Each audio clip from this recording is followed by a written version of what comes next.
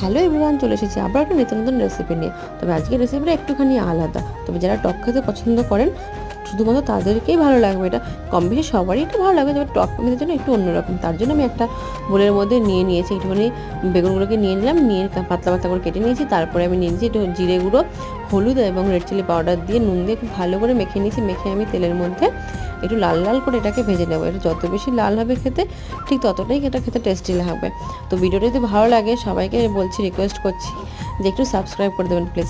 তো তারপরে আমি নিয়ে নিয়েছি একটুখানি টক দইটা খুব নুন দিয়ে আমি খুব ভালো করে একটু ফেটিয়ে নেবো। যত বেশি ফেটানো হবে ঠিক ততটাই এটা টেস্টি হবে খেতে।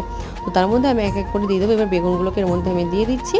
দিয়ে তার মধ্যে আরেকটা প্যানের মধ্যে আমি নিয়ে নিচ্ছি একটু কারি পাতা এবং সরষে তেলের মধ্যে দিয়ে খুব ভালো করে একটু নেড়েচেড়ে নিয়ে একটু ফোড়ন টাইপ করে নেবো। নিয়ে আমি এটা দিয়ে দেবো এই টক দইয়ের ওপরে।